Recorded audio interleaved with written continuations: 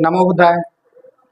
आजच्या या सातवांकालीन धम्मलिपीच्या वर्गामध्ये आपल्या सर्व विद्यार्थ्यांचं स्वागत आहे.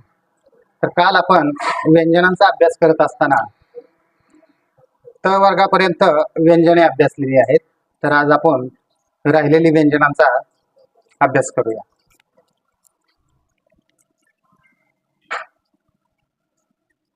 प, ह, ब,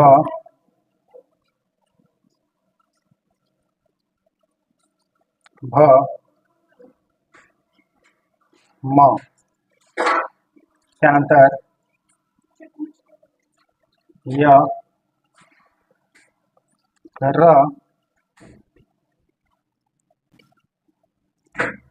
ल, ल झाल्यानंतर व आणि श, त्यानंतर श,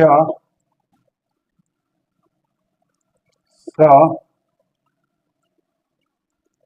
ह आणि ळ. जे आपण सम्राट अशोकालीन धम्मलिपीमध्ये क्ष आणि ज्ञ ही व्यंजने अभ्यासली होती. मात्र ही दोन्ही व्यंजने जोडाक्षरामध्ये येतात, त्यामुळं ही दोन्ही व्यंजने आपण जोडाक्षरामध्ये अभ्यासूया. तसंच जो र जोडला जातो, ज्याला रफार बोललं जातं, प्र, त्र, नृ, तर हे जे अभ्यास आहे तो आपण जोडाक्षरामध्ये अभ्यासूया. आता फक्त व्यंजनांचाच अभ्यास घेऊया. तर प हा जसा आपण सम्राट अशोकालीन धम्मलिपीमध्ये अभ्यासला सेम तसाच आहे. फ, ब, ब मध्ये कुठेही बदल झालेला नाही. त्यानंतर भ, भ हा अशा प्रकारे आपल्याला अभ्यासायला मिळतो. त्यानंतर म, य, य मध्ये बघा कसा बदल झालेला आहे. र, त्यानंतर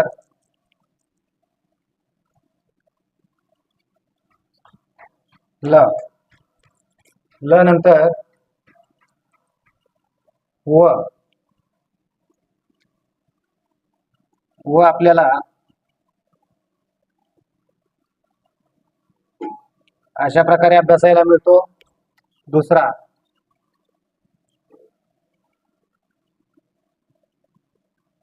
अशा प्रकारे अभ्यासायला मिळतो. त्यानंतर श,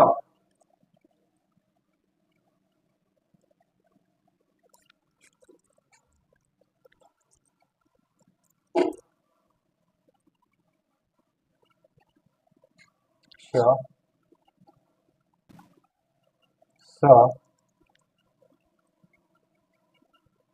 ह. आता इथे ळ मध्ये बदल झालेला आहे. तळ हा सातवांमध्ये अशा प्रकारे अभ्यासायला मिळतो. तर मित्रांनो, हा जो सातवांकालीन धम्मलिपीमध्ये व्यंजनांचा अभ्यास आहे तो आज पूर्ण झालेला आहे. उद्यापासून आपण व्यंजनांना स्वर कसे जोडायचे ते अभ्यासणार आहोत. तर हा जो दिलेला अभ्यास आहे त्याचा सराव करा. सराव करून ग्रुपवरती तो तपासण्यासाठी पाठवा. जय भीम. नमो बुद्धाय.